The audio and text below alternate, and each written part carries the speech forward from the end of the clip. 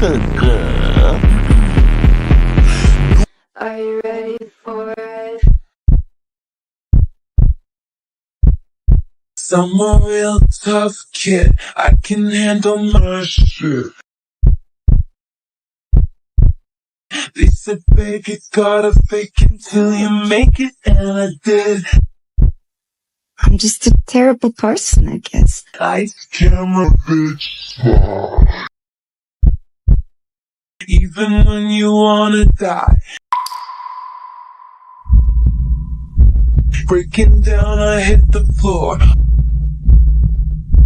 All the pieces of me shattered as the crowd was chanting more.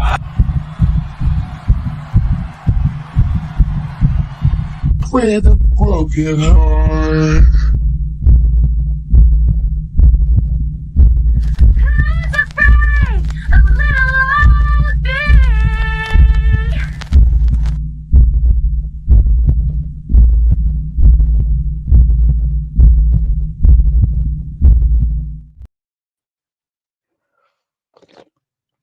me? I got my giant coffee bowl ready. I always love reading the chats when they're like, "That's not a big cup. That's Sarah's just really little." That's my favorite one. That's cute. And then somebody also told me the other day that they actually slowed down the introduction of the Throwdown Thursdays, because in the beginning it's a bunch of my pictures, like in really fast review.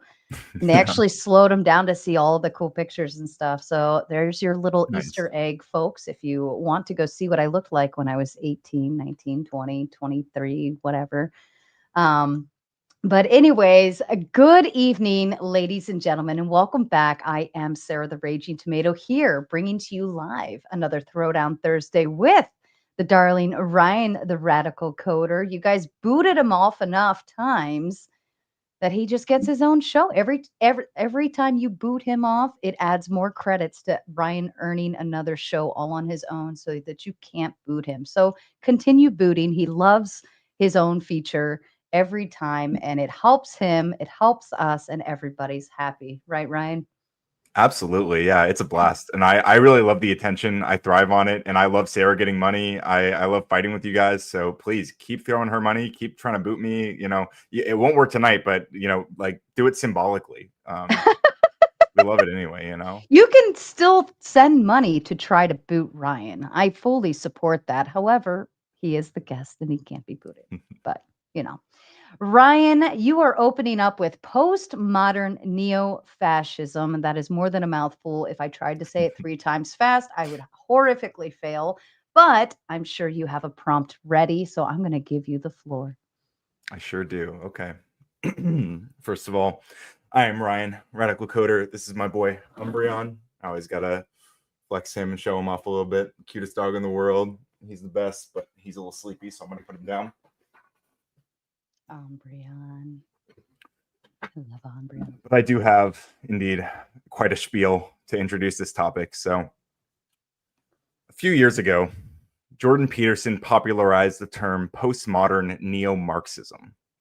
It's a phrase that he used to describe what he saw as a blending of radical identity politics and Marxist economic theory, made possible by postmodern philosophy. To him, it represented a dangerous shift in the academic left, where truth was no longer truth, categories were fluid, and even language itself had become political. What he was actually brushing up against was something more commonly known as intersectionality, a framework for understanding how overlapping identities can affect people's lives, depending on how those identities are treated by society and law. And I think if Peterson had approached that framework curiously rather than combatively, it could have led to something wildly productive, but that's not what happened. Instead of engaging with the theory, he demonized it. And in doing so, he helped plant the seeds of the very phenomenon I want to talk about tonight. Because here's the thing. That same sense of shifting reality, that same culture of moral certainty mixed with ironic detachment, that same disdain for nuance and evidence that Peterson warned about on the left, it actually metastasized on the right. And that's what I've come to call postmodern neo-fascism. Not to smear, not as a rhetorical trick, but as a way of naming the pattern that I see playing out in real time.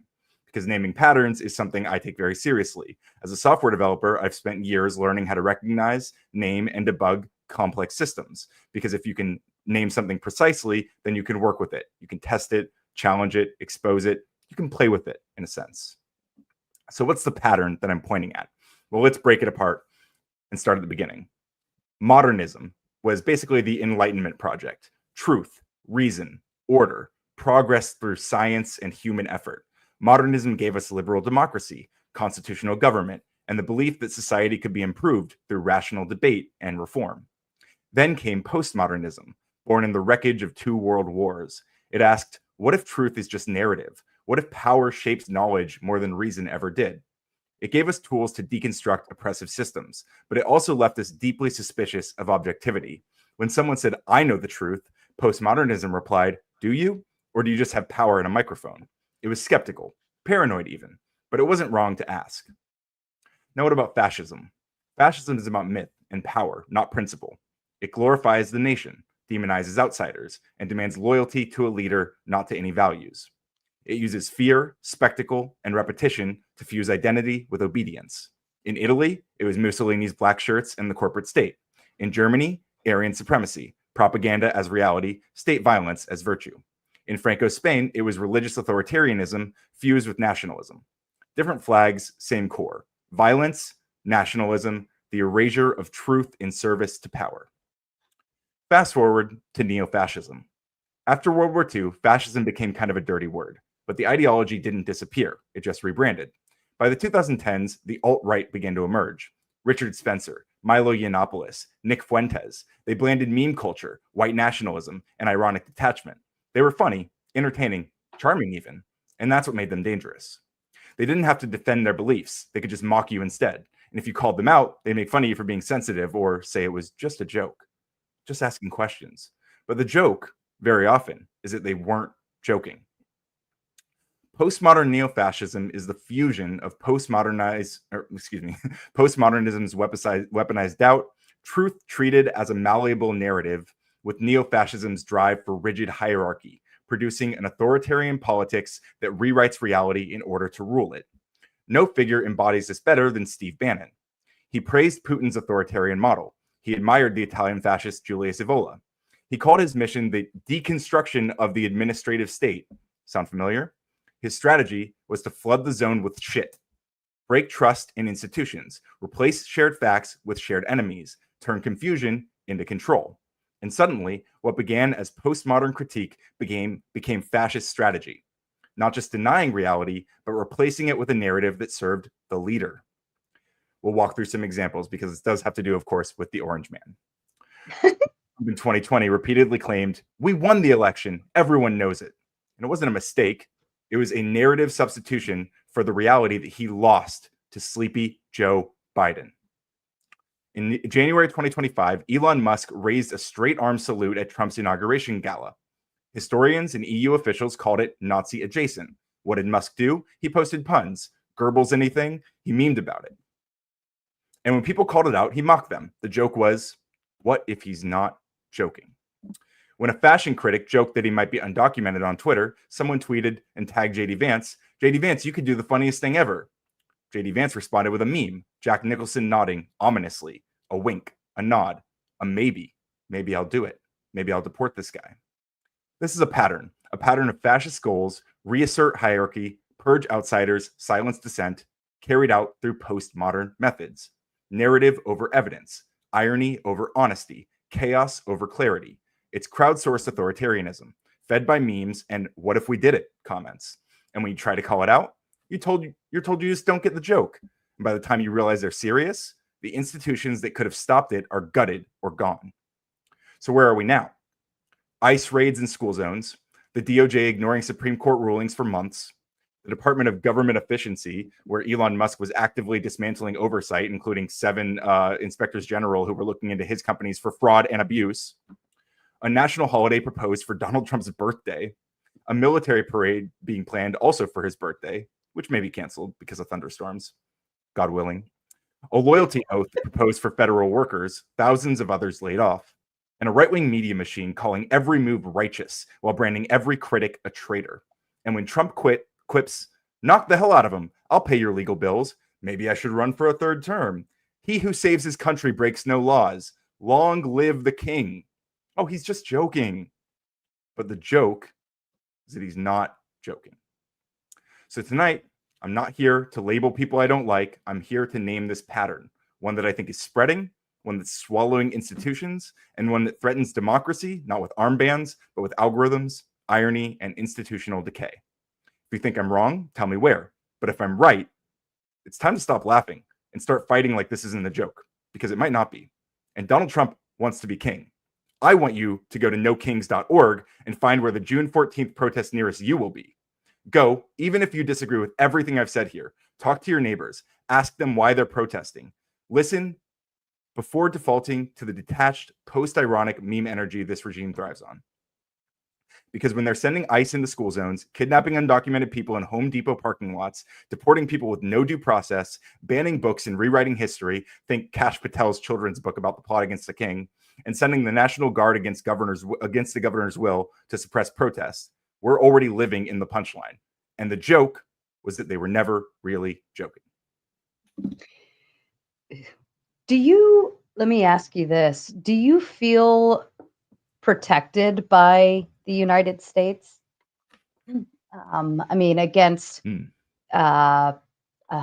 type of, I don't know, like if a war were to break out or we were to be invaded of any sort, do you feel well protected? Right now, I do, yeah. Yeah. At this point, yes, definitely. I mean, like based on what you're saying, and I'm not necessarily pushing back. I'm trying to kind of inquire based on my thought process. Okay, I look at it as, remember when your parents, when you were younger, and they wouldn't let you do something because they knew it was either dangerous or something that could potentially be wrong. Like, hey, don't touch the stove because that can hurt you. I look at our government as kind of that that same side of things. Like they're doing things to protect us in a way where we may not know and understand why, or we may think, but I really want this to happen this way. Like, why are you not letting me do this? Or why are you doing that? Why, it's not fair. And I remember those words specifically coming out of my mouth as a child or specifically as a teenager. It's not fair. I want this to happen and you're not letting me. But my parents knew like this is what's best for you. Just trust me on it. And I feel like in some sense, maybe you're not seeing a bigger picture there in terms of our form of protection and ways we can, like we're being protected by America, by our government, by utilizing certain things and applying that. And you specifically mentioned like the ICE, and people being deported. And I look at that in a way as well. If they're going to put their foot down now and protect us from people trying to come in illegally and so on and so forth, well, then inevitably nobody's going to be allowed to come in and kind of crap all over my show, right? All over my home or all over my city, my state, my America, right? And that's how I view it. Now you may be viewing it in a different way. It's an interesting point. I agree with the analogy in a sense, that there is a for your own good, like we need to make sure certain guardrails are in place is what I would point to.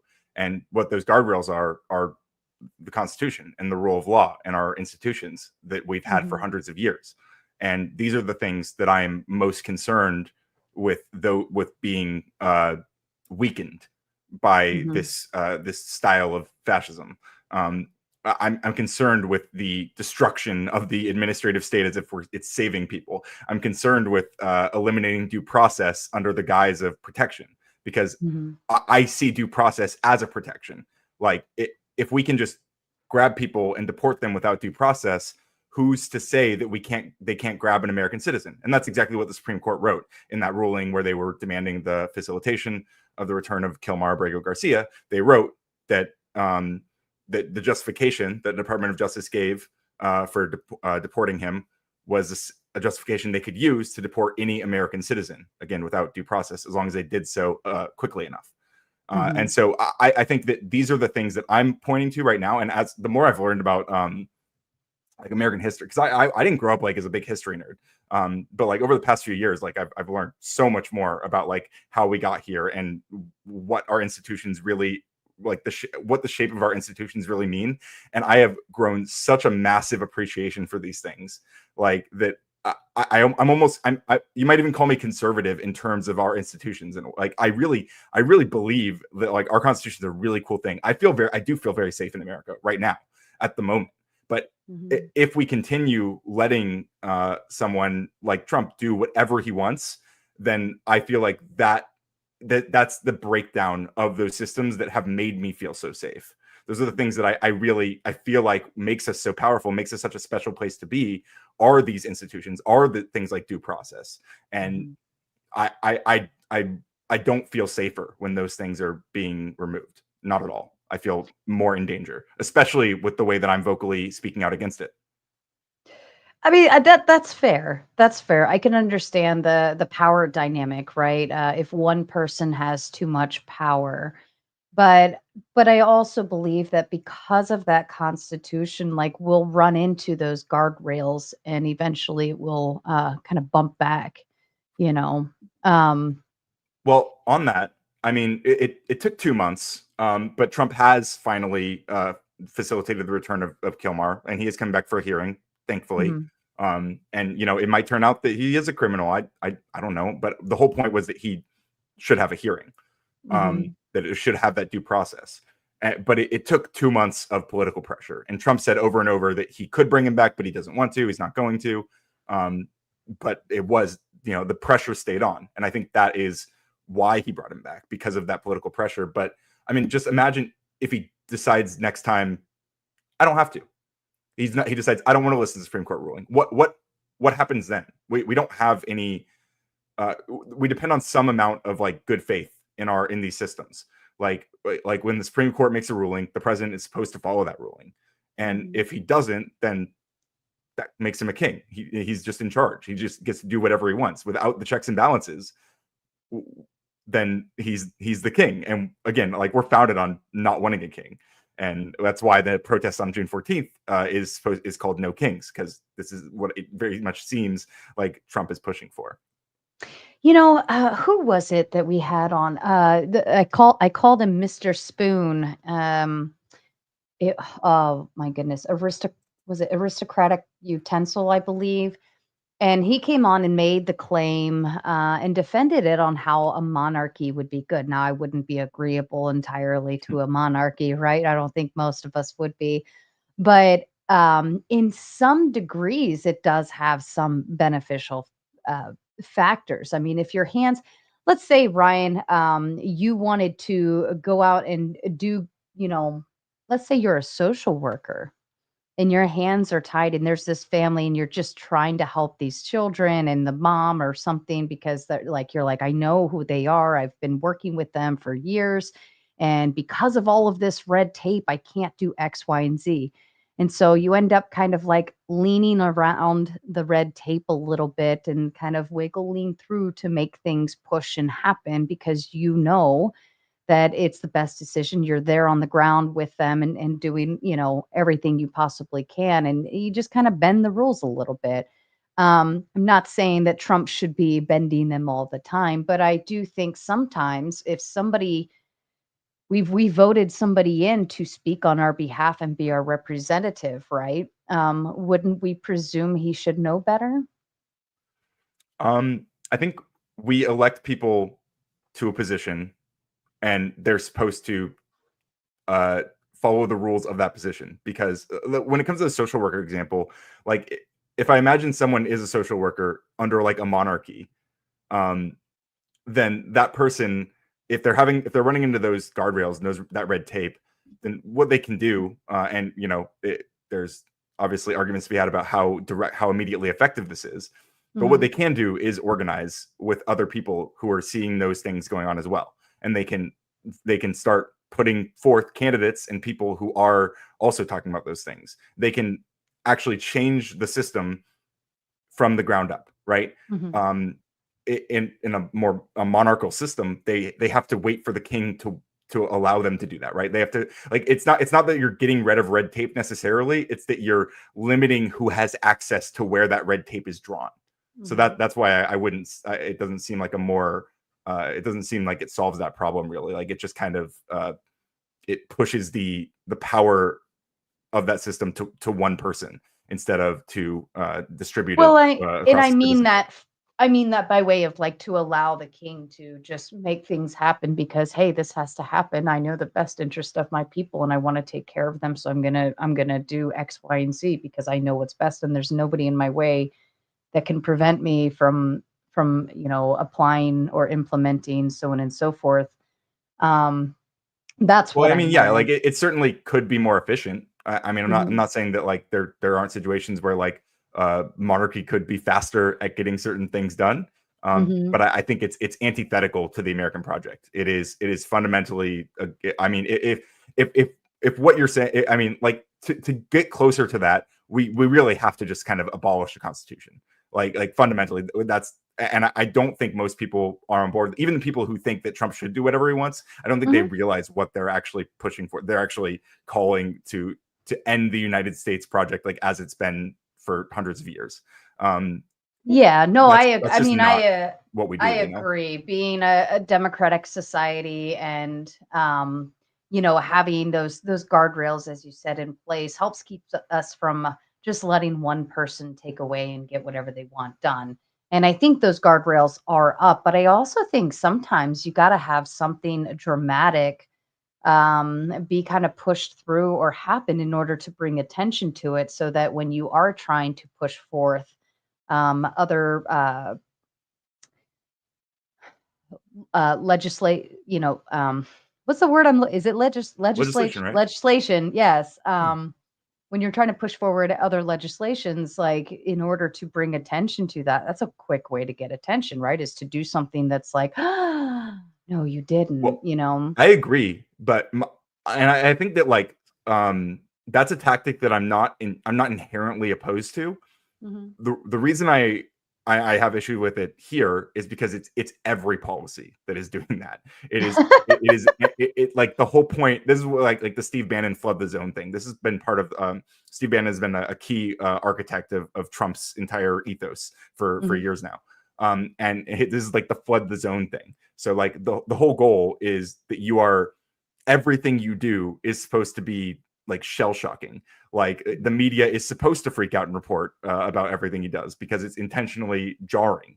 Like and he I mean he did in his first 10 days he did more executive orders than he did in his first 100 days of his first term. And executive orders aren't supposed to like if it's just like a few executive orders. I mean, executive orders, people can argue about like what the use of them is. I think they're interesting, but when you're doing so many, the point of executive orders generally is to set the tone for your presidency, to set the tone for what kind of political projects you're going to work on with Congress. But he's basically pushed Congress to the side, and the Republican senators and House Republican or House of Representatives, like they're just being like, okay, yes, sir, whatever you say. And some of them have come out and mentioned that they're actually genuinely afraid of retaliation from Trump, which is very concerning, right? Like what's her name? Amy, I think it's someone, the Alaska senator, I think. Oh yeah, but so again, like executive orders, like they're setting the tone for, and that's what Biden did. Frankly, is he? And I mean, there were a few things at the end, but like for the most part, it was setting the tone and then working with a bipartisan Congress and actually getting a lot done through Congress, actually passing a lot of legislation. Trump's not doing that. He's doing one big beautiful bill, and everyone. I feel like I've heard, especially Republicans, for decades, my whole life, complain about big beautiful bills, with a whole bunch of different things in them, instead of just like, hey, let's just focus on this one issue. Yeah, piecemeal it. And Trump has Congress. He has a full Republican Congress. He has the executive branch. He has a stacked Supreme Court. He could pass basically whatever he wants. Why does he have to put it all into one? Why does he have to put it all? And even Republicans are having issue with this. Marjorie Taylor Greene is even speaking out and deciding she won't support the big beautiful bill. Like people don't like this. I know that's another tactic, right? If you put in enough fine print, they're not going to read it. So what was it? There was one something that got pushed. It was like 700 pages long, and they're like, even if we hire all of these interns and stuff, we're still not going to be able to comprehend this in the amount of time we need to. And Yeah. be able to go through it properly. Yeah, I mean, I would be more for piecemeal, but it sounds like this is an all or nothing Hail Mary, maybe, something like that. I, Um, I mean, like, it, but do we really need a Hail Mary right now? Like, I mean, I don't know. I I mean, don't I'm know. Like, just look, what it seems like to me would be along the lines of, well, let me, if you want all of this other stuff that you're asking for, I'm going to squeeze in these other little tidbits, so that I can sure. um it's a compensation. We know that that's a common practice and tactic that they do, like, I'll give you all of these if you just allow these few things to go in. So it Yeah, but sounds it's like usually a he's compromise like that, right? It's usually like, hey, we'll Mhm. accept this if you do this. But I mean, Democrats weren't even they're not even being considered in part of this. They're basically Mhm. being pushed off to the side. Like we don't care. We're going to do whatever Trump's big beautiful, but whatever Trump wants, we're going to put forth that in this big beautiful bill. We're not compromising. We're not doing bipartisan legislation. We're just doing this big beautiful bill that Trump wants. Trump's big beautiful bill. It's not. It's a very different dynamic. Yeah, no, I totally hear that. And I mean, I don't know what the breakdown is and what all it entails, and frankly, I won't ever investigate and look into it, but Hopefully, we don't find out the hard way, right? um, but essentially, I mean, our system is built in place where if something pushes through and it turns out to be bad, we can go back the other way. We can. Generally, but this is what I'm saying, like about the eroding of the institutions. Hmm. Because sometimes you can't go back as easily. Like it might be like a much harder path back to normalcy than we think.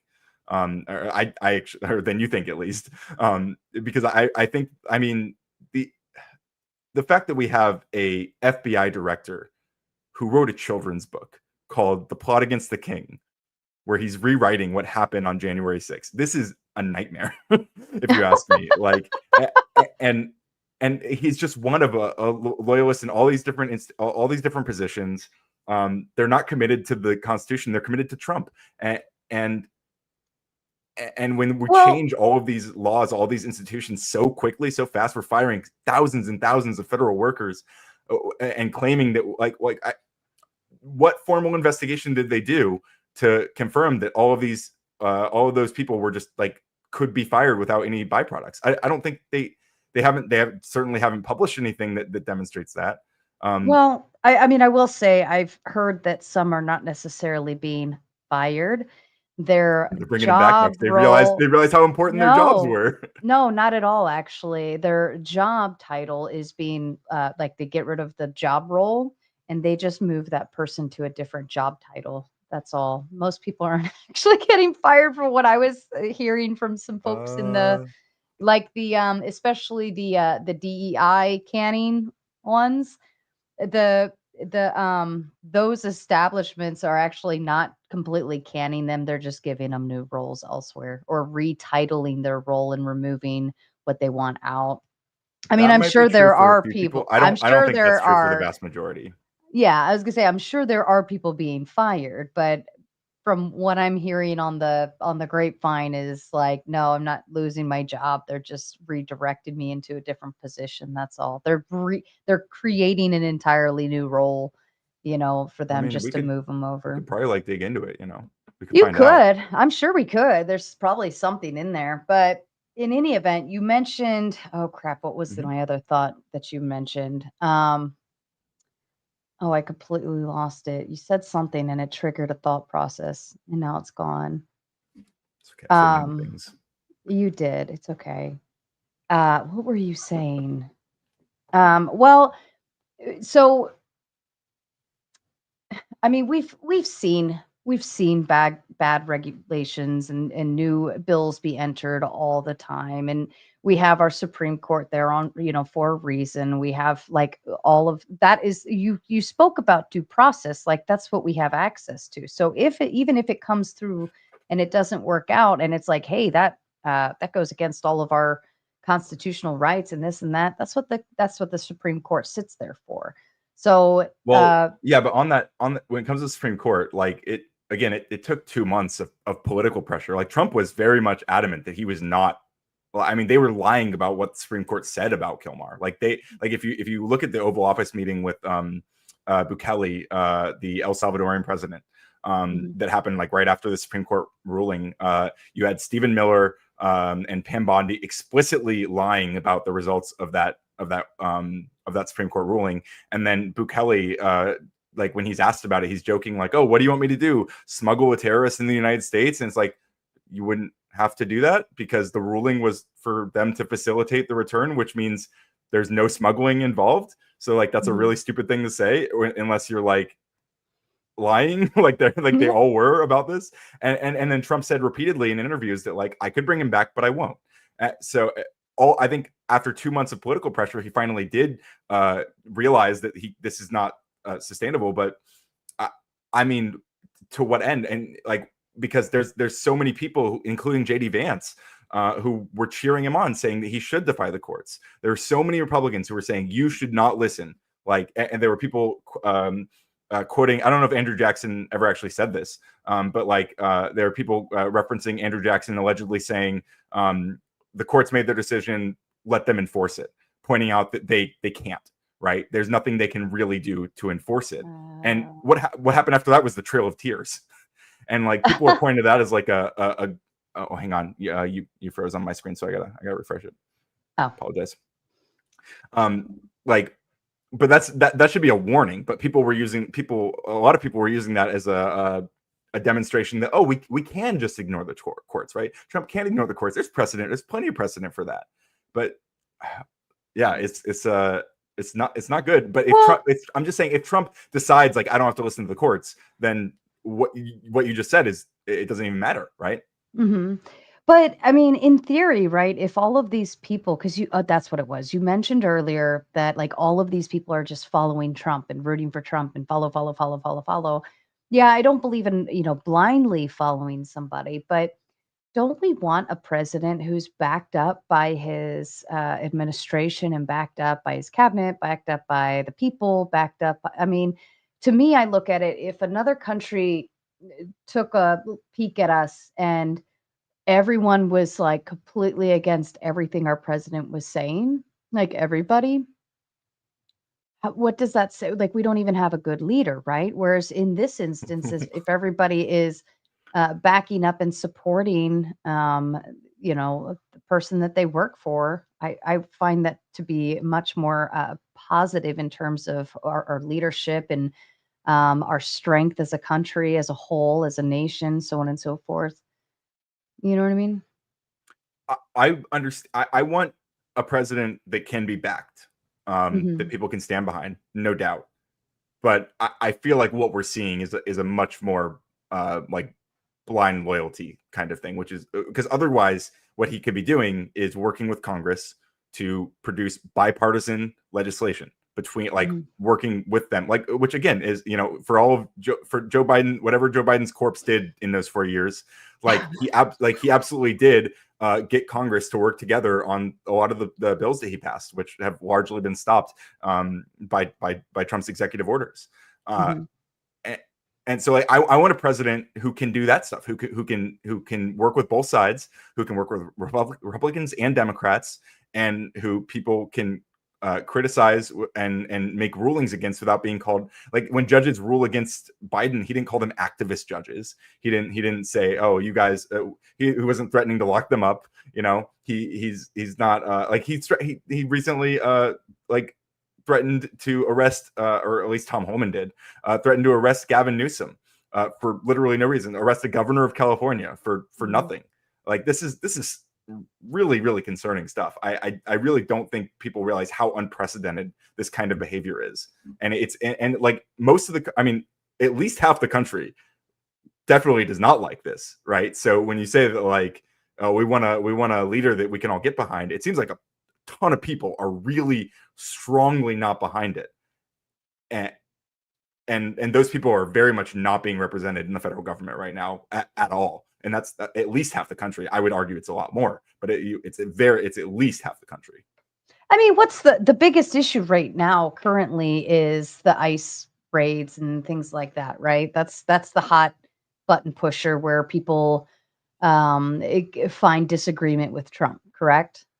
I don't think there's any Yeah, other. definitely the most jarring thing that's happening, because I mean, you understand these people are they're pulling up in unmarked vehicles, masked, not IDing themselves, not like saying who they represent, who they are. They're just grabbing people. And there's already been examples of other people using this kind of guys to like actually kidnap people who weren't even associated with ICE, like people who are just kind of using the chaos to do crime, because they're like, well, I mean, if ICE can do that and people are too scared to stop them because they might be interfering with a federal procedure.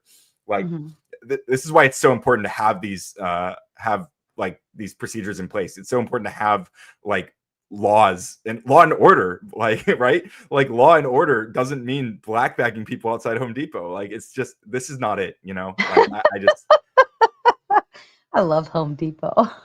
Home Yeah, Depot's me getting too. such a bad rep right now with that.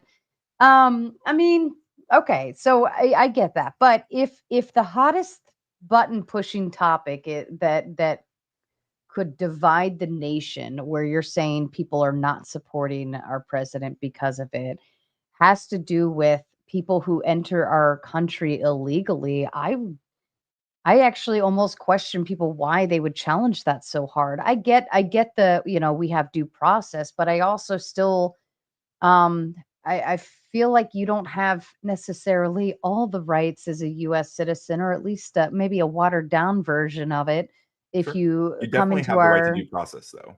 That's an right due important one. process. But I mean, And if it's not just that. I mean, if you I watched I'm going to the protest this weekend, but I've watched others, like on people getting interviewed on live streams and stuff, and a lot of things people are pointing out is a lot of stuff I brought up here, like the executive orders.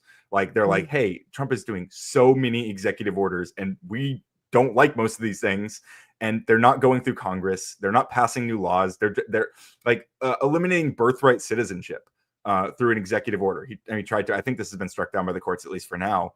But this is changing a constitutional amendment.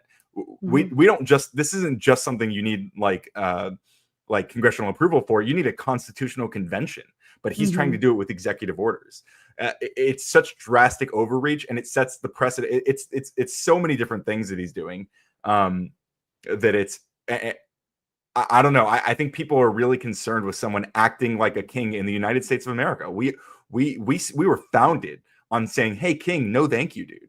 We don't want that. Like that's not our vibe. That's not our jam." Like fundamentally, it's like if there's anything that Americans should be able to unite on, I thought it was we don't want a king, right? Like that's how I grew up learning. I mean, that's how America was founded. Like it's just bizarre to me that so many people will say, well, maybe he should be king. I don't know. I think absolutely not. That's what I say. It's absolutely fucking not.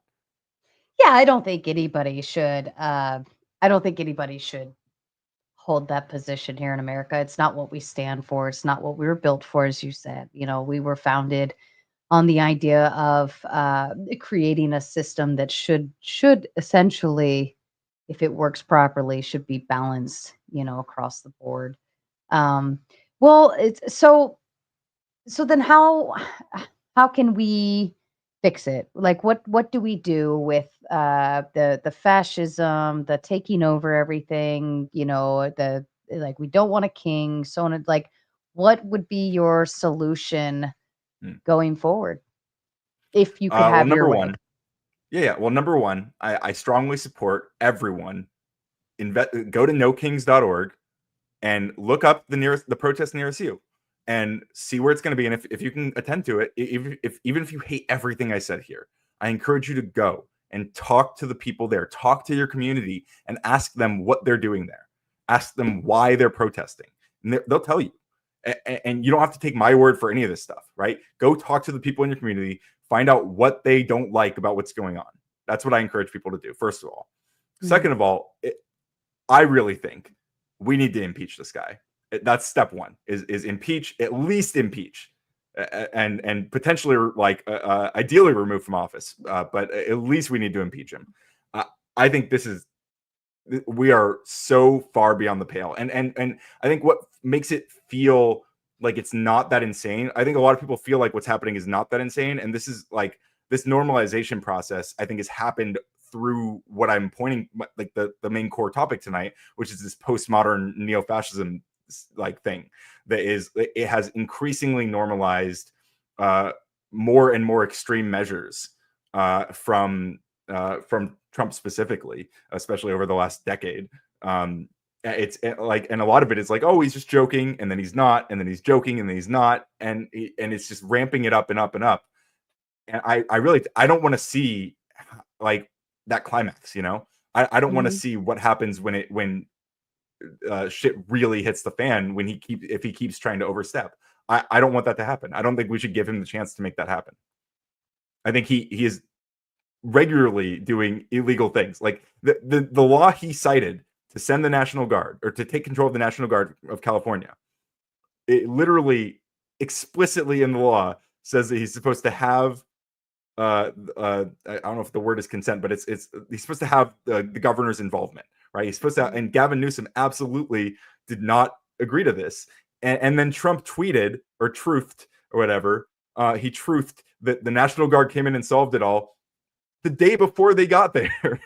He's posting about how the National Guard came and settled things before the National Guard arrived. Like, I don't know. I think we're in a really, really concerning spot. If our country was in a particular situation where something like that, I mean, that was pretty big, right? I mean, we've seen the riots here in Baltimore, and that they are pretty scary. We've seen the leftovers of it. I live close enough but far enough away, but we had to go through it. And it was a very particularly scary scenario, because you never know if they're going to spread further out, or how much more damage they're going to do. Am I going to be able to pass through Baltimore? Am I going to be able to do this? Am I going to be able to, go down to the hospital down there if I needed to, so on and so forth. And there's all these things in place where, to me, I look at that as that's terrorism. That's domestic terrorism to me. The rioting. Yeah. And Sure. I mean, say that. I don't know if I call it terrorism, but I definitely think there are people rioting, and I don't endorse it, to be 100% clear. While we're on this, I like, one of the big key points of the No Kings protest is explicitly a peaceful demonstration. And I think that Donald Trump, the reason he sent the National Guard, the reason that they are, I mean, I would argue that ICE has been terrorizing those communities, frankly. But so that is one thing. But I think what's happening is that Trump is trying to incite that violence. He really wants more chaos, because that justifies stronger crackdowns. It justifies more power grabbing. That's exactly what he wants, which is why I don't think we should do that violence at all, because I don't want to play into his hand. I don't want to give him that. I think that he will crack down, and he wants to crack down. But if you let one city do it, and you don't do anything about it, and you don't put a foot down, how many more cities will continue to follow suit? And we've seen on that note, I think that this is the LAPD has been very clear that they've been able to handle this. They didn't need the National Guard to come in. They didn't need the Marines to come in, like and to take to send the National Guard and the Marines on the American people, on peaceful protesters, which most of them are. Like, you see the fire, you see the cars. Obviously, there's fires. I'm not saying there's not fires. I'm not saying there's not people doing dumb shit. And I really think they shouldn't. I'm also not going to pretend that it's not expected when things are happening like this. When we have these huge protests, there are going to be people who are agitating. There are going to be things like looting and stuff. And and those people generally get arrested. Those people get charges. People who are on film throwing concrete at cars, those people are probably not going to get away with that. They are probably already identified by and large, and they are probably going to get arrested.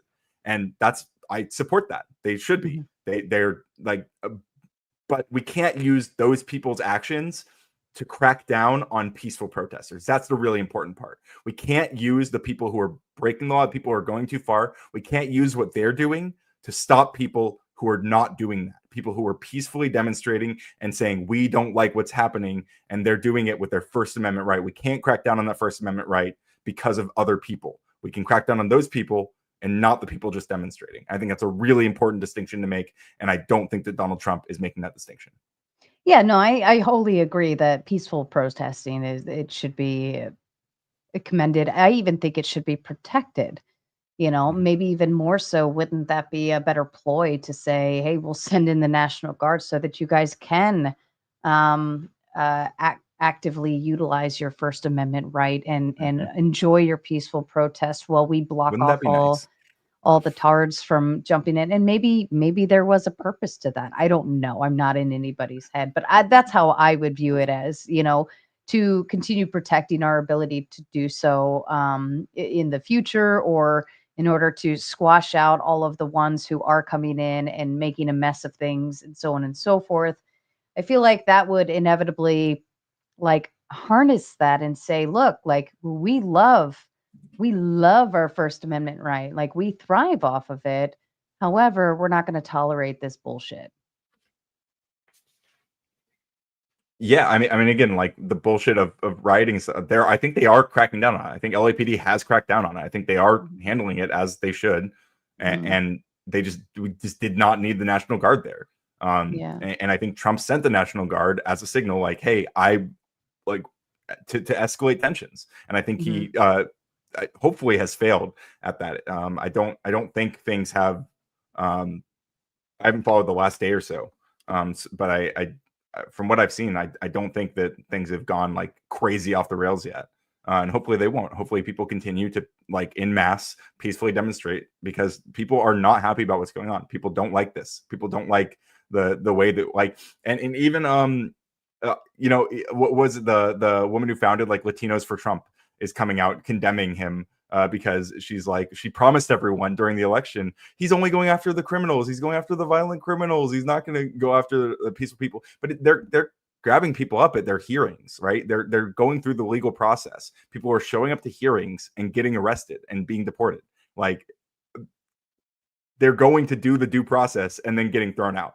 So I think mean, people aren't standing for it. how willingly are people going to just I don't know, like, oh yeah, I'm here illegally. Go ahead. Yeah, I mean, Well, they've already you establish the pattern, the history pattern or the consistency of somebody, right? If they got here illegally and they continue to do this illegally, like they're probably not going to just willingly get up and leave legally as well, right? but if they're coming to a hearing, they're like a legal hearing. They're coming to go through the process. They're maybe they Right. might be seeking But how asylum. many people are going to do? I mean, are they A seeking lot of them are. asylum for the last 20 years? You know what I mean? I mean, it just gets to a point where like if you've been doing this all along,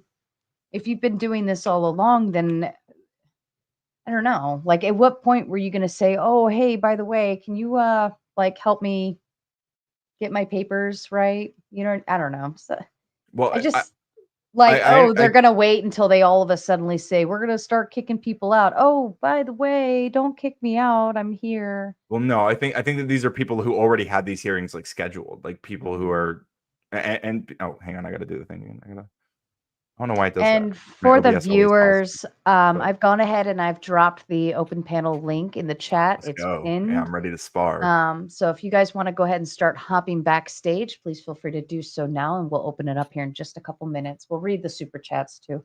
Yeah, but Um, I think the thing is that what's happening is Donald Trump is not on track to deport as many people this year as I think Biden did in 2024 or even 2023. mhm. And I think they're realizing how bad that looks because of what they've been. That's their whole thing. So if they can't even deport as much as Biden did, that's kind of embarrassing, really, right?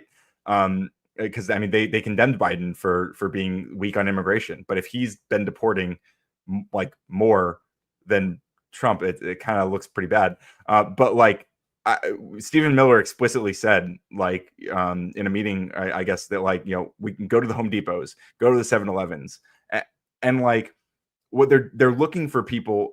Yes, they are grabbing people up from their hearings who are legally going through the process, which is disgusting alone. But other people who are, regardless of how long they've been here and whatever, I'm not saying they shouldn't have done more to go through the process and stuff, but these are people who are working on farms and working a lot of jobs and like working for Americans, with Americans, living with Americans who are fundamental to the communities that they live in. And these communities see people that they care about being kidnapped, basically. And it's, you know, like that's, no matter how you feel about like what should happen, that's going to cause a massive emotional reaction in that community, because they're seeing people who are fundamental to what they're like their lives being just stolen away and en masse, right? It's not just like a few people are getting in trouble and getting arrested. It's mass arrests. But And I that's think feelings. That's feelings. Like well, the feelings matter number when one. feelings matter.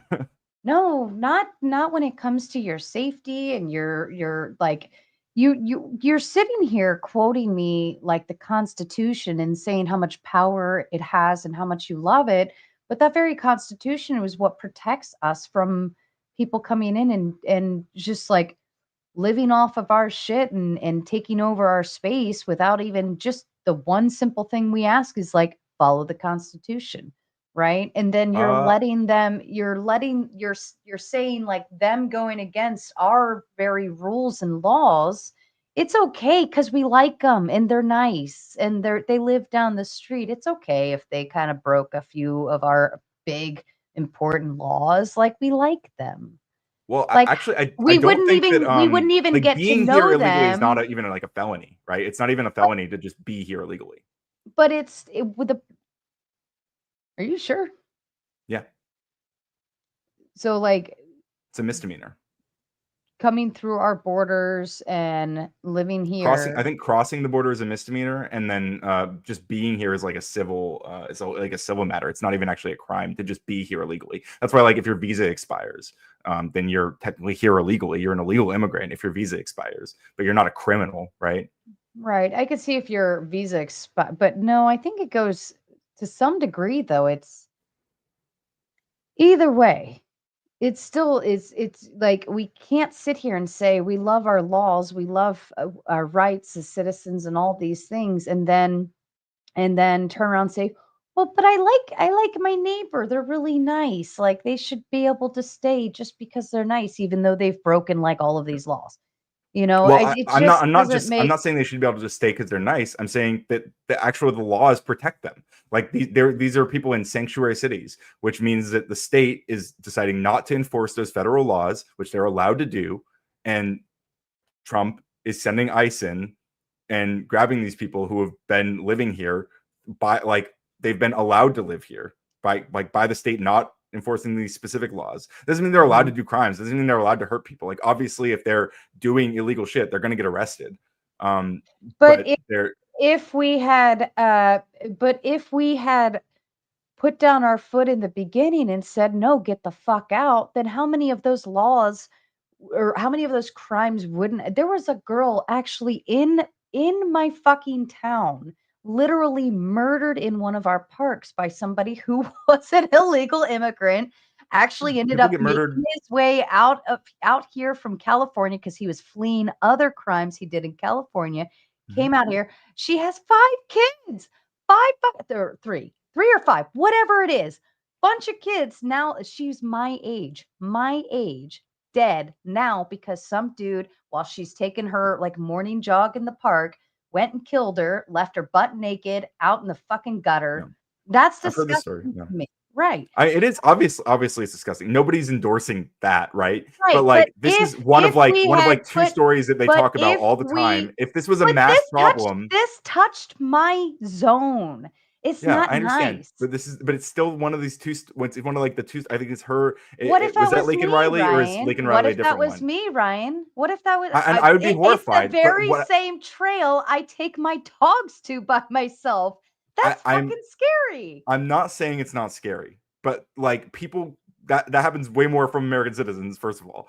But like second of all, like just the fact that that was an illegal immigrant does not mean that suddenly we need to have a federal crackdown grabbing every person who's undocumented. That's just not it's not even logical, right? It just doesn't even follow, especially since you said that person had already been committing crimes. They were already a wanted person.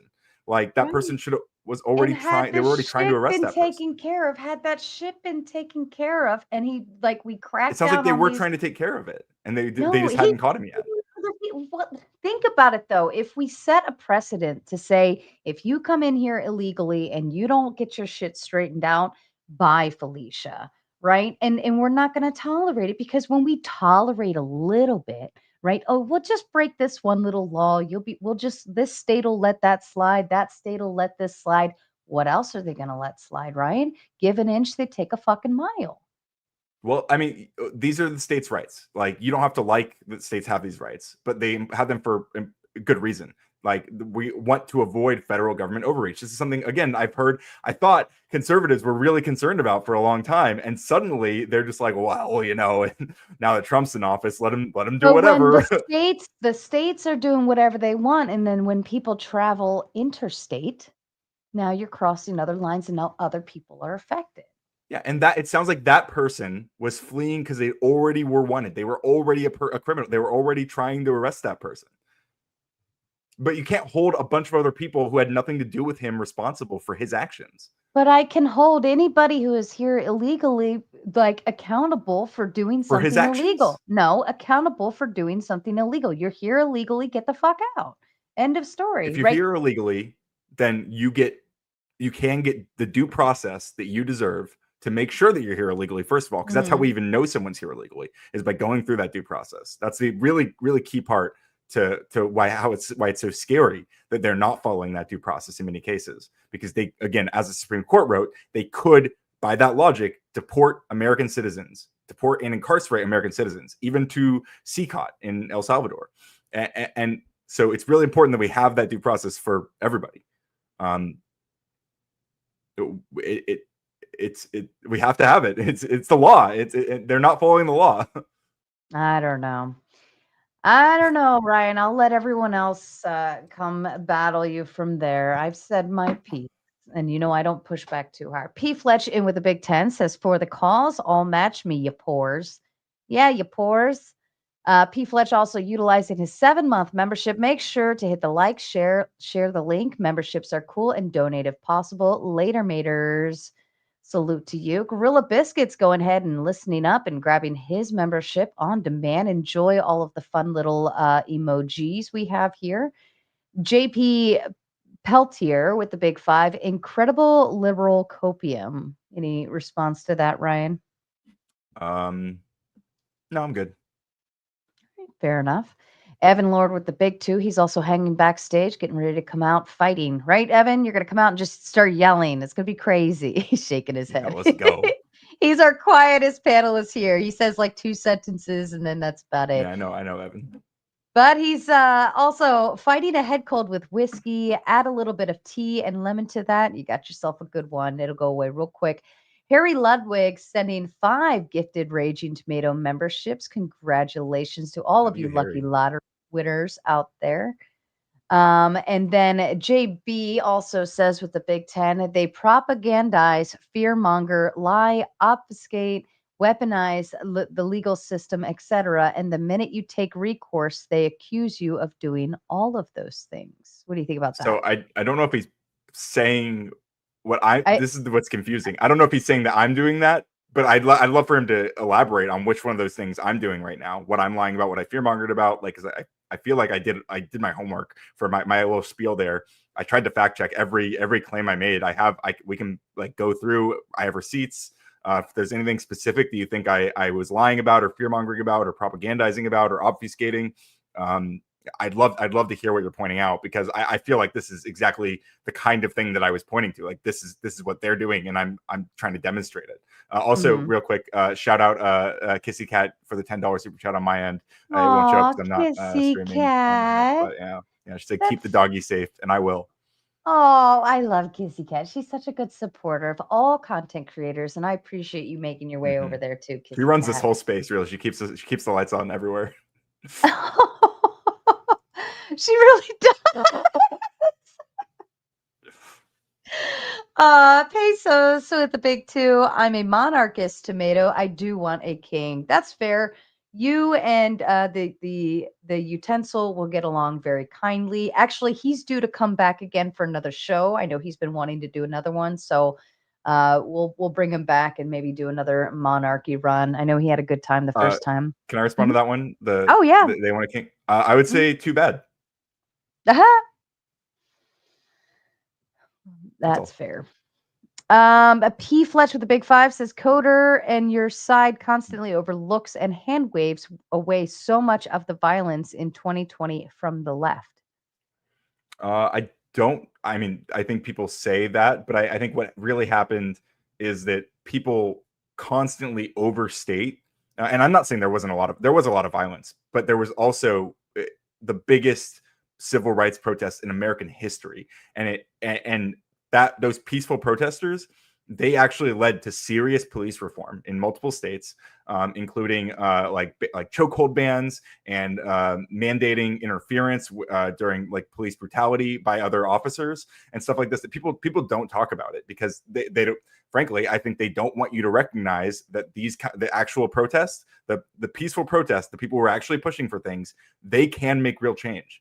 And they only talk. These people only talk about the violence and stuff, but that's not what made the change. The violence stuff made it harder to get that change. So, All right, fair. Evan Lord with the big two says Andrew Jackson is a Giga Chad who beat the banks.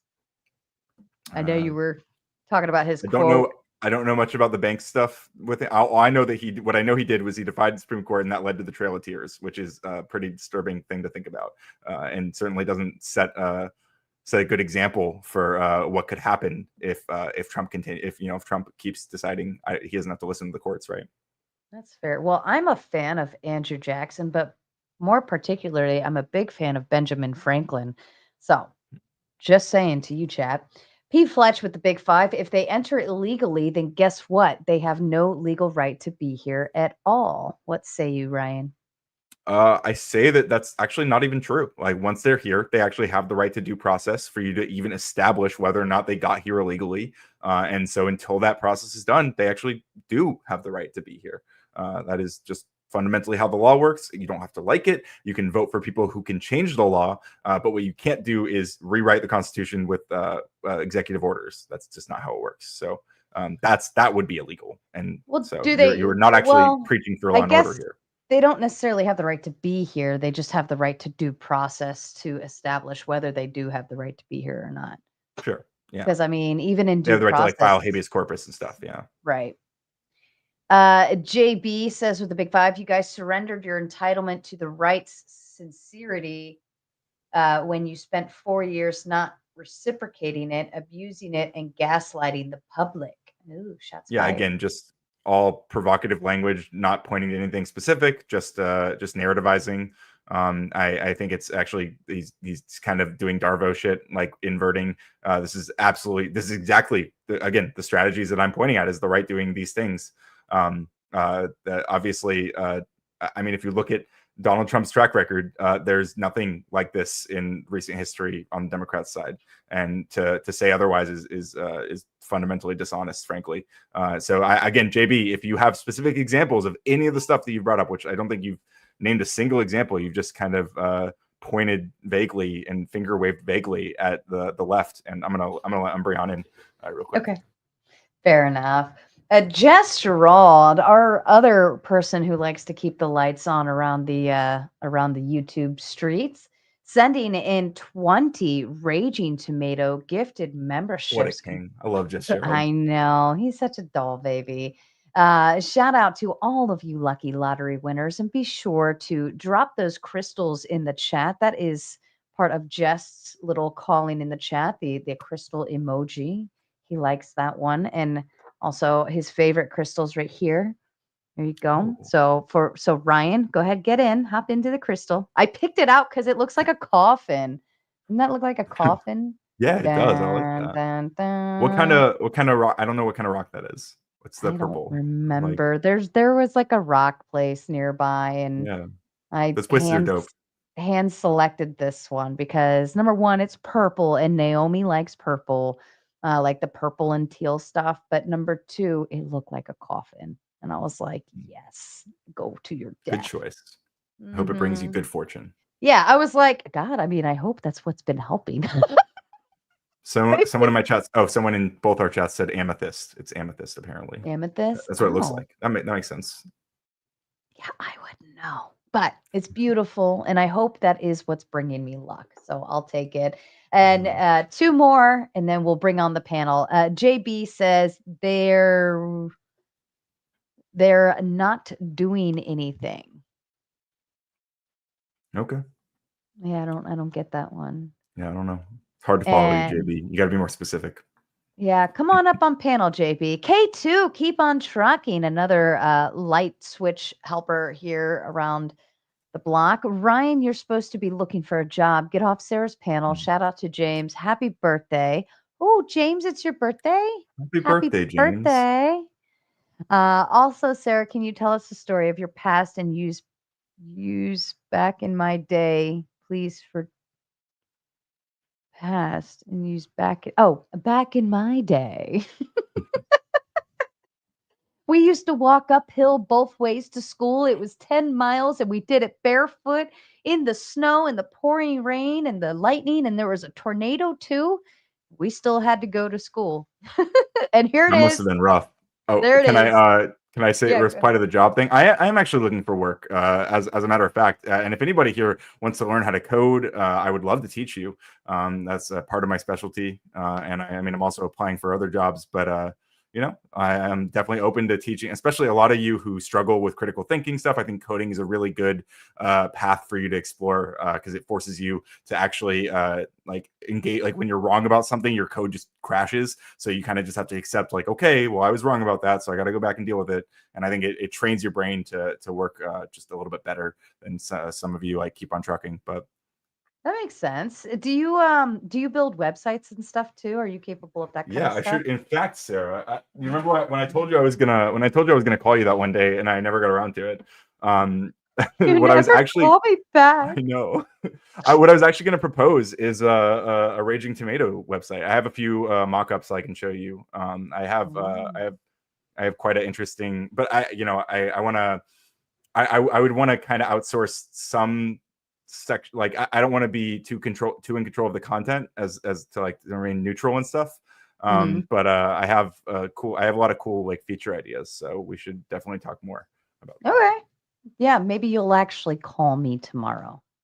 I will. All right, Yeah, so I if got you. I somebody promise. now I I hold will. people accountable when they say Mhm. I will call you tomorrow and get X thing, I hold them to it. And if they don't, guess what? They don't get X thing. They Yeah. don't get X thing. All right. It's Well, like, I'll call you tomorrow then. mhm, fair enough. And last one, Jason Cassell setting the big 20 says kick coder and keep the creature identified as a dog. We love Well, our he's right darling here, Umbreon. He but is unfortunately, we can't officially, kick me. I think, is he part of your like profile picture or your banner on your channel? He is on my Patreon. But Mhm. I think I need to take my Patreon banner and just put that as my YouTube banner as well. But it doesn't. I might have to change the mock-up a little bit because it doesn't fit on all screens. Like YouTube has that weird thing where like the banner looks different on each screen, so you kind of have Yeah. to. Yeah. I You wish have they to just gave play me with 3 it. slots. Like give me 3 versions of the image to put up. That'd be a lot easier. But Yeah, yeah, I that do have a makes really cute sense. picture. Yeah, because I feel like Umbreon deserves his own. He almost deserves his own channel. At the very I've thought about it. least, a playlist on your show, on your Yeah. channel of just Umbreon getting love from Yeah. everyone, like all the super chats that are like, "Show me the dog," you Yeah. know. Like I That's a think, good or idea. like when we solo lay out you with Umbreon, like stuff like these are his feature presentations, okay? And I think he deserves Mhm. more. Are you ready for the Yeah. panel? I think so, yeah. Bring it All on. right, Bring it let's bring on. it on.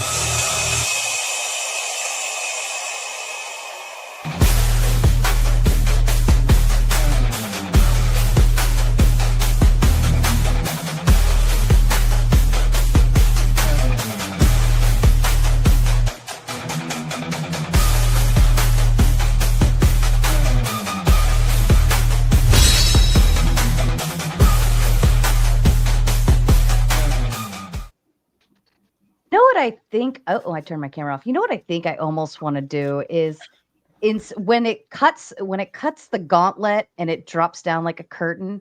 I think I should have the tomato there and drop, and then have the gauntlet behind it. What do you guys think about that? I'm having like a lot of creative moments lately. Hear me out here. I love Have it. the tomato hit the knight and splatter. Yo. Oh, that would be. And it's the gauntlet. I need one of those video people that can make that happen. But I feel like having the tomato on the front as the curtain, and when that slices off and drop the tomato, and now we've got the gauntlet. I don't know. I like that. And I love animated effigy when he turns himself into tomatoes. Like this is why I Oh love you yeah. guys. What's up, Because man? you can all represent cute. me in your own special ways. And the fact that you go out of your way to do that just makes me so happy. And let me read a few more super chats real quick, and then we'll move on. K2 Keep on Trucking follows up with Ryan, you're wrong all the time, and you don't admit to defeat. I guess I gotta wonder, the $10 super chats not give you enough room to write out the thing that you say I'm wrong about? I thought they did. Maybe we should send another one. Oh, shots fired. And Kissy Cat, our darling doll baby with the big 20, says, Happy birthday, James Life Talks. I was going to ask which James it is, because after I said happy birthday, James, I'm like, wait a minute, which ones? Because I have like James S, James R, James Life Talks, like this James, that James. There's a lot of James. But happy birthday to you, Yeah, James happy birthday, Life James. Talks. Wholesome And Jason Cassell follows up with the leave the dog. It's like leave the dog, take the cannoli kind of thing. Just kidding, though, sort of. sort of.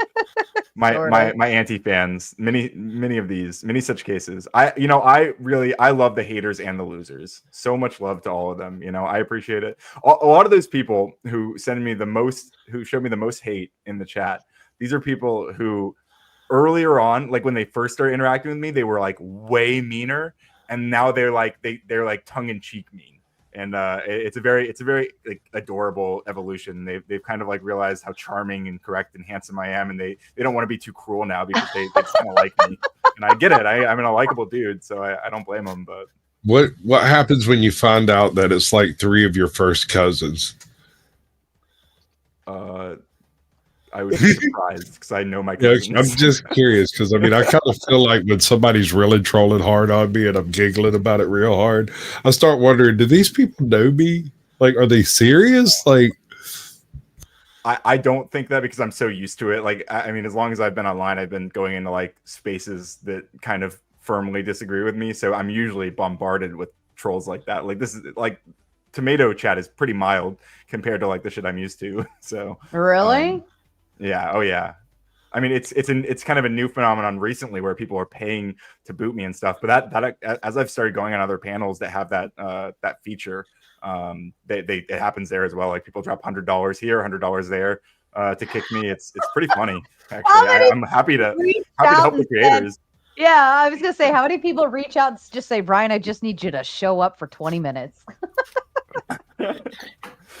So Ryan, I think they will. I think whenever people on the left and people on the right say that someone's like a Nazi or a fascist, it's basically just a slander attack. So I actually have what I think is a pretty good definition of traditional fascism, and it's got like 8 or 9 main key descriptors. The only one that people from the modern right would fall into is the idea that we kind of have like a god king. It's like Trump is daddy.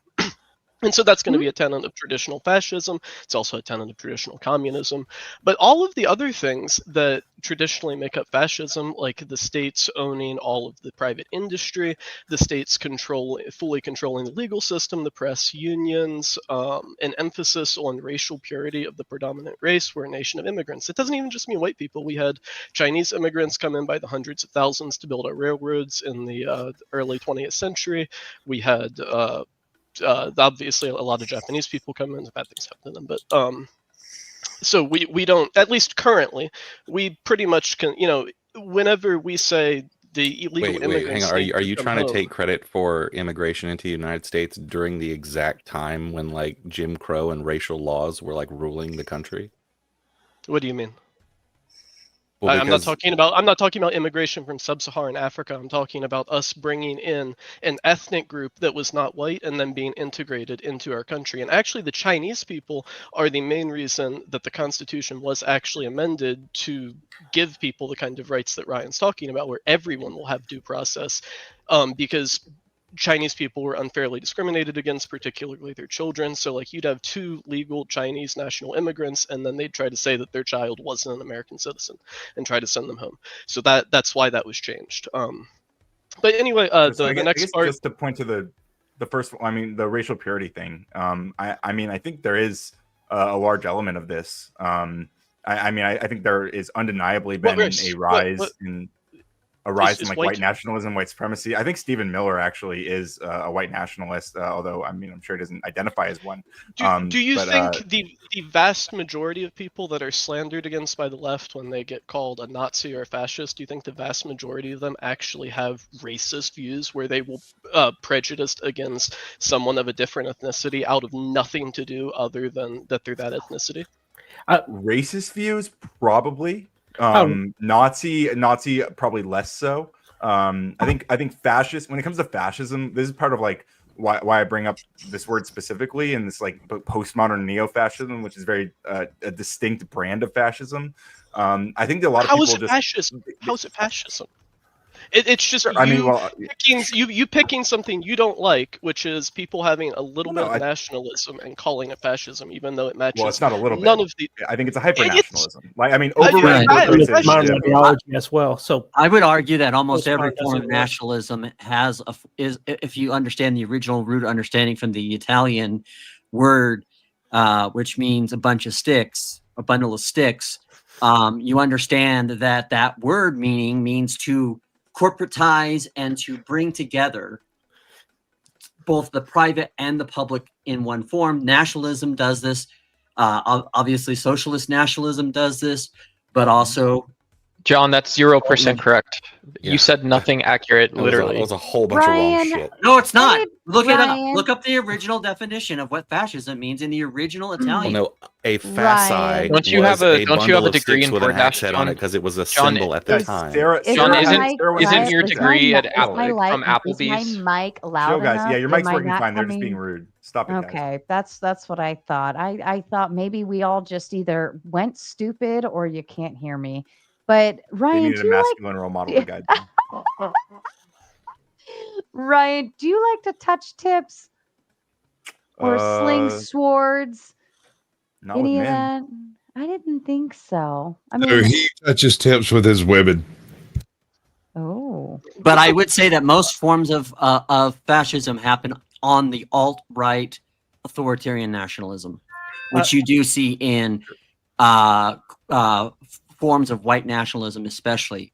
I would say that I wouldn't necessarily say that all white nationalists are racist, or at least they might have some racism, but they're not supremacist. I think that you're already using another pejorative. White nationalist is not a thing. Actually, it is. Wait, there is. Not in America. Not in America. Not when a large scale. White nationalists aren't a thing in America. Are you serious? Not when a large scale. The left will call everybody, anybody who's a tiny bit right of Stalin, they're a white nationalist. You're a white nationalist. They're calling everybody that. So Charlottesville was in our minds. Someone might make that assumption. Yeah, Charlottesville didn't happen. Patriot Front marching everywhere. That's in our minds. I have a question for Ryan. Wait, there's 360 million people in the country. The Patriot Front is like maybe 100 dudes. What's your point? go ahead, So you're Sasquatch. saying they exist, though, right? Ryan. I didn't say that they don't exist. I said they don't exist in any kind of ahead, larger, meaningful quantity. Sasquatch. You said something interesting earlier, and I can't remember quote it, but I'm curious. How do you identify? Can you identify yourself in a whole bunch of labels? Sure. I mean, I usually say that I'm like left of liberal. I don't identify as like a communist or a socialist or any of this stuff. Probably like a soc dem, practically. I definitely have like further left. Okay, so here's my question. I appreciate it. Thank you. But you, you identify yourself, or do other people identify you? I mean, a lot of people just call me a communist and shit, or I mean, okay, like, all right. but I'm not. I mean, I'm just not like you are. In fact, I think that like Soviet communism, it was a kind of fascism, and I think it was. You're slinging around. Everything is fascism. Not everything is. No, particular things are. Anything I don't like is fascism. The only real that's their motto. Is that how it works? No, authoritarian ultranationalism is a kindly, kind of I apologize, Ryan. Can I just ask you, gentlemen, to kindly be mindful, especially right now that is obviously going between Sasquatch and Ryan. They're trying to get through a few questions and push forward. But then everybody's yip-yapping in between, and then we can't actually hear what anybody's saying. I especially can't, and then that makes me mad. So, Sasquatch and Ryan, back to you two. Thank you. My point is that you identify yourself with a whole bunch of different labels that you wish other people would use. They don't use them.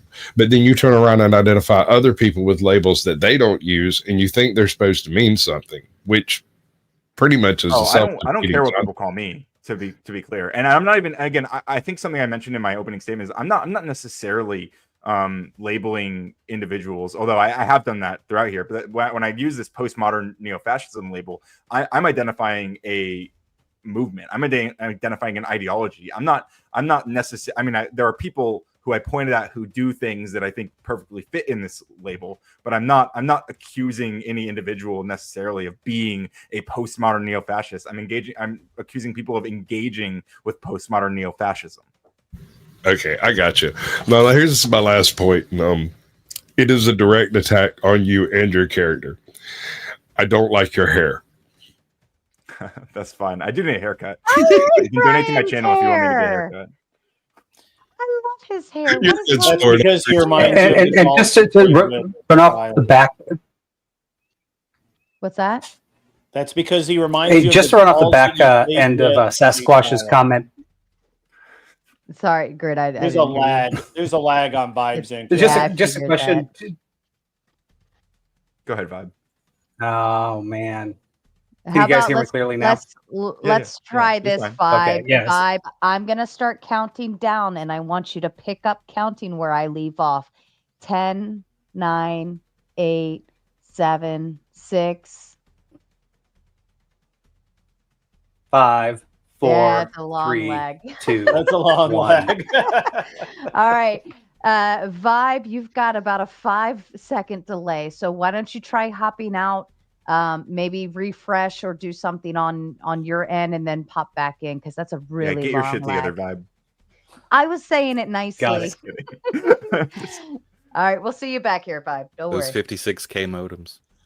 But but the reason I say that most nationalism is fascism is because any type of nationalism, especially more what you see on the right wing, which would be like Christian nationalism, especially, is that they bring all kinds of different elements together that normally wouldn't belong together to impose a top-down authoritarian culture, which is enforcing it through ethics and morals. And also, I would say that that's also putting all these things together. That is the problem. And so I think the reality is that most of our country has been a bit of fascist when you consider how much we have allowed the corporate state, the corporate America and the state to become intermixed the way it has been. So, I mean, that was kind of incoherent. So we aren't intermixed in the way that fascism is. Fascism is if Jeff Bezos wants to charge people 5% more for shipping, he has to hit Donald Trump's seal of approval. That's not how our country that's not works. fascism. That's authoritarianism. And I know no, that is fascism. No, key it's not. tenet It's of not. yes, it is. Look it up. A key tenet of historical fascism is the government has direct control. Yeah.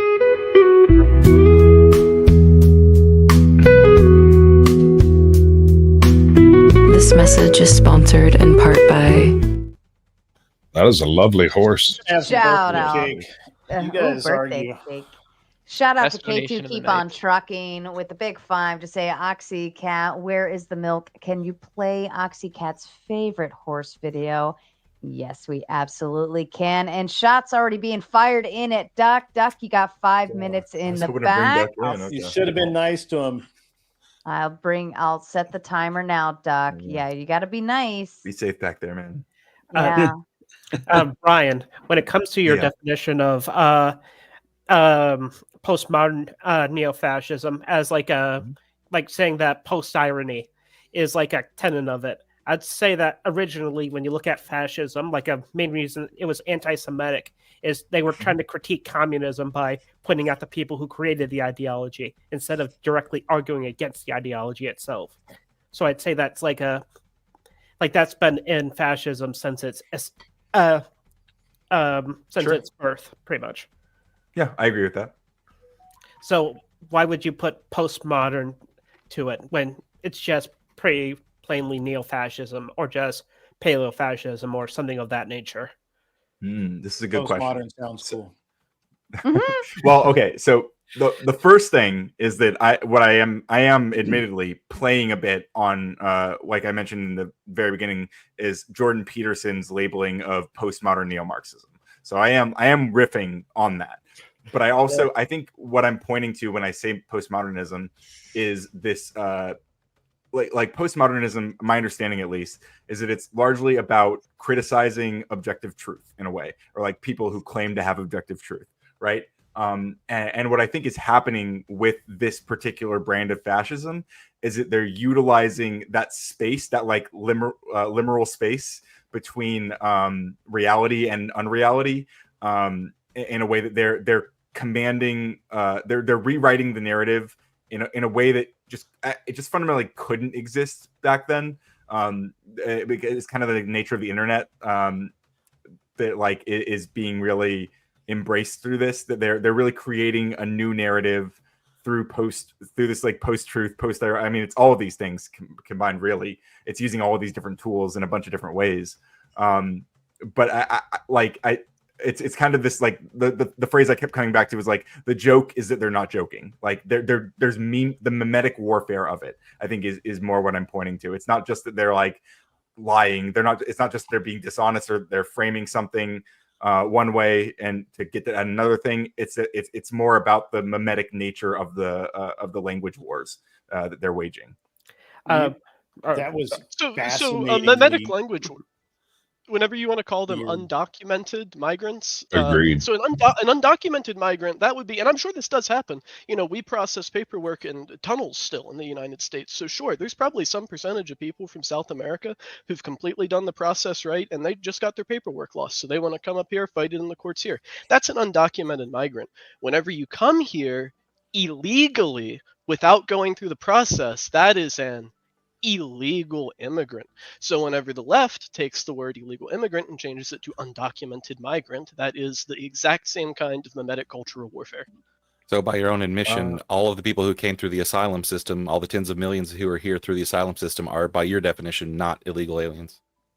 Well, you'll find if you actually look into the statistics, 72% of immigrants who claim asylum actually return to the countries that they fled from for vacation. So I just think the asylum dodge, but the like asylum I said, system, by your logic you just said, so all of those people that you guys have been calling illegals are not, by you, the definition you just gave, illegal. Technically, no, they wouldn't be. Yeah, technically, no, they wouldn't be. But that doesn't mean that it's not illegal to some degree because the glut of the people you guys have been complaining about since post. If they do not have the actual legal definition to seek asylum, and they lie and claim to seek asylum whenever they actually don't have any reason to, then yes, they are still illegal in the exact same way. If you're fleeing from political persecution, well, they haven't seen the judge yet to determine that. Well, too bad. It's our country. Right? We don't have our court systems. You still have to respect the process. Does anyone else see how disingenuous this shit is now? It's plainly right to see right here. Our court systems this is it. are already years. You kind of fell off there, Blondie. We cannot.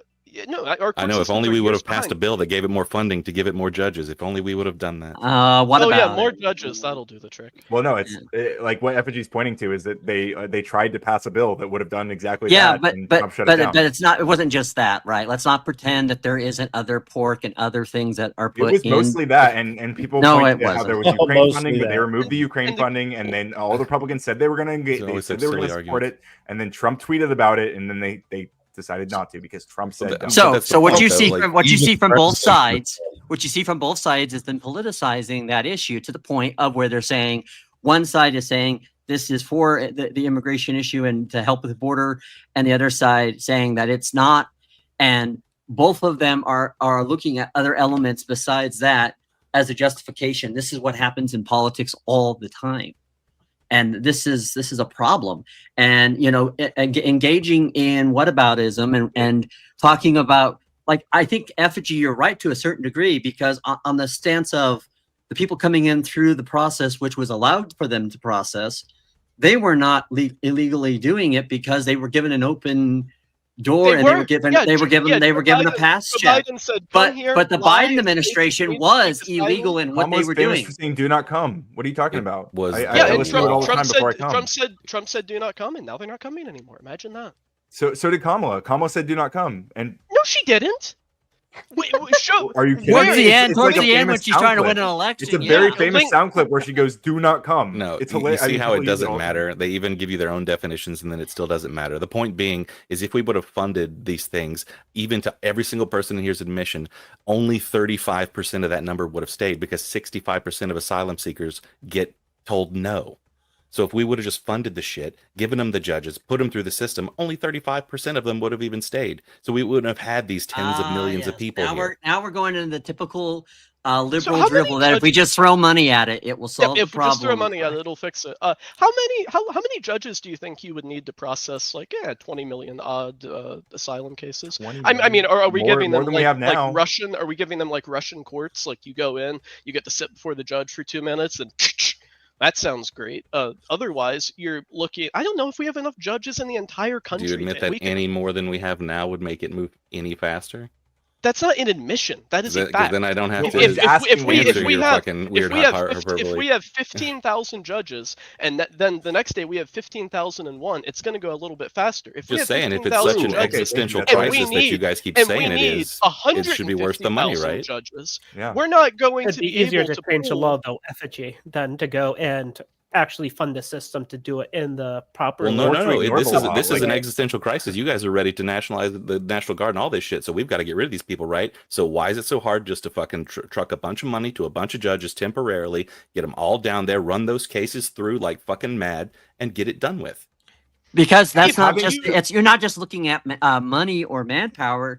I mean, what you're looking at is being able to be going through a lot of details, being able to know the answer. Yeah, right. And by being a rhetorical question, meaning you're begging the question and not actually making an argument, and that's okay. But I'm saying is that you guys aren't actually interested in giving all these people due process. You guys don't care about the law. Who's all of us? Who's all of us? You're right. Everyone who's stealing MAGA, right? Everyone who's still supporting Donald Trump right now. Here illegally, therefore I so everybody that supports Trump. You just showed by your own definitions they're not illegal. Okay. We can all agree that people who ran over a border, like who broke a hole in a fence, came through. Yeah, that's fine. If they get caught doing something, send them back. But when we're talking about the asylum seekers, they came here through a legal process, signed papers, and were told to wait for a judge to determine their case. I do think that happened more than the right or MAGA. You can blame Biden for that shit is law. That's Congress writing laws. I understand that. What I'm saying though is where the process on Biden becomes an issue was how they were trying to fast track through them through that process with that app that they had, which was no good. I think they had the right mind of thinking of new ways of trying to streamline the how dare immigration they try issue. To improve a process that everyone agrees is shit.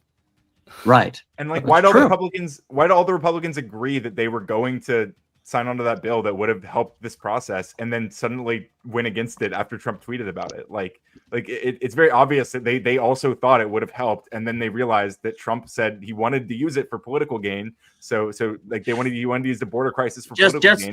Just like he said that the people in Charlottesville, the neo-Nazis were a bunch of fine people, right? Yeah, he did. He said people who wanted to tear down he said people who wanted to uphold this Confederate statue instead of like moving it, or at least to a museum or some shit. Like, why move it? Fine people. Ryan, you don't want to move it. Don't be bad. You don't understand the history of these You don't want to move it. I'll tell you why. I'll They answer the melted down question. the Robert E. Lee statue. These statues were largely put up. A lot of them were put up during Reconstruction, and a lot of them were put up in like the 1930s and shit. Like just like basically saying, "Hey, black people, you're not welcome here." That's what they were saying. A lot of those statues were about the reassertion of white supremacy. They weren't even. No, it's not. No, it's not. Hold on. Do you guys have any documentation that that's the case? That there was well, a my reassertion? documentation is that Chuck is testing the goal counter. I don't know, Chuck. It might not be working. Send another one. Okay. There just you go. in case. Yeah, send another. K2 keep on trucking says with the big fives. Kamala is at a dance party with Beyonce. Beyonce. Why 3 times? I don't know. Maybe it's like Beetlejuice. Like Beetlejuice. You just say it 3 times and maybe she'll show up. Hey, Josh sends a big 10, says Ryan, real talk. Fuck stick Biden used tax dollars to jet people in illegally. We need equally efficient methods of correcting the mistake. This due process discussion is a misdirect. I've been getting a lot of heat lately for referencing boxcars. Fact check. Joe Biden made it legal, so it's actually legal, and they're American citizens. Woo! Well, I mean, unironically, if they did come through a legal process, if you're talking about people who came here through a legal process, then yeah, we're talking about unironically. people who used the CSV1 app and had private flights chartered from their countries of origin to the United States, and then they signed their little paper that said they were seeking asylum, and then they got released into the country to do whatever they like. I have an honest question for Ryan and for Effigy. We know that Biden kicked out 3 times the immigrants that Trump has so far. Sure did. Do you criticize that? Do you give it a pass, or is it because he's black and because he's a Democrat? You say, "Yep, no, it wasn't racist." They did it through legal channels. They had expedited deportations, which is a legal process that Trump is not even bothering to use. Okay, that's a good counter. What about you, Effigy? Our biggest problem is with the due process. Like if people are here illegal and they get caught by cops doing shit, and that means they get deported, so be it. The thing is, you don't just get to turn your cops onto the thing as judge, jury, executioner all in one. So let me get this straight.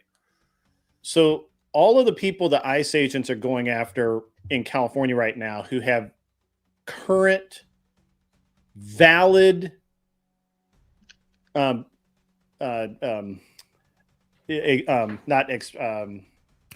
lost my train of thought. The deportation orders, or are wanted felons, or are otherwise miscreants, criminals, etc., that need to be gotten rid of, and the entire city of LA is burning because of it. But you just said you support those people. You know, they're valid deportation orders. That's painting it all one side. Number one, if those people are like that, sure, I'm fine with them getting deported. The reason people are blanket doing this is because that's not how things are being handled. But that was exactly who they're going after right now, currently. Not anymore. No. Well, not anymore, because they're rioting. So to get rid of all of them. No, before that. Actually, Greg, that's exactly you're mistaken about the order of this. If you fuck around, you find out, and they're finding the fuck out. That's actually a lie. So what's happening is the people are protesting specifically because they were going after the people who were not those criminals. This is what happened: is they started. That's incorrect. Stephen Miller said we need to ramp up deportations. You need to go to the Home Depot. Sorry, let me finish. We need to go to the Home Depot. Literally, ICE, and it was literally posted on the ICE board of all the people that they were looking to deport and all of the documentation. Throw out some documentation there, Ryan. You just made a really bullshit claim saying that they were going after people that were not on those lists. Stephen Miller said, go to the Home Depots, go to the 7-Elevens. Yes, and those are the people that have deportation orders, Ryan. That we're going after literal criminals. Why do you get? So what you're saying? Hold on. What you're saying is because that they just happen to be at Home Depot, those people ignore the deportation orders, right? Is that what you're saying? I think these are people who were outside Home Depot. I don't care what you fucking think, Ryan. I care what you can prove.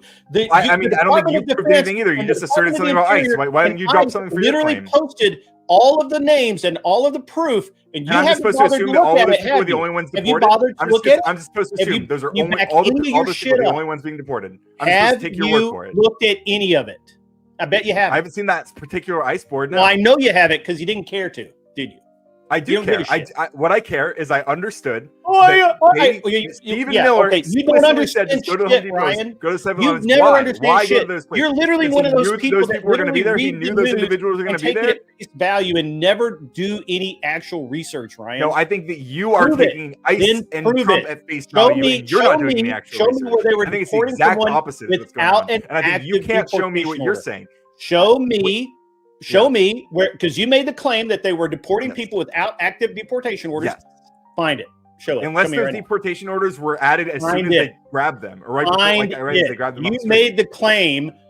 Find it. Show me. No, I'll stand by it. Prove me wrong. I don't need to prove you wrong. I Okay, didn't make then the take my fucking word for it. claim, you I stand by dumbass. it. You made the claim. I think I'll be vindicated. I stand by it. I don't think you will be vindicated. I think Well, that I you guess can't we'll prove find it. out, huh? I guess we'll find out. It's your word versus mine. One of us is gonna fuck around and find out, huh? One of us is fucking lying right now, huh? You can't prove it. One of us is wrong.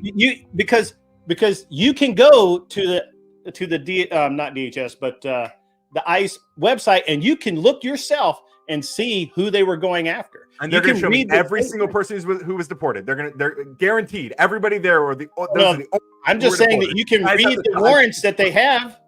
You can read the they don't have a list of warrants. Why would they go after? Why would they go after someone? Of course, they have a list of warrants. That doesn't mean that this do not understand how the all law the same works, people Ryan? they're grabbing off the street. They weren't doing that, Ryan. They are absolutely. That's what the protests are. That's why they're protesting. Again, you're making a claim that there's no proof of at all. Prove it. Prove that you're they're backing grabbing the criminals, videos. Ryan. There's videos of people being You're grabbed. backing criminals.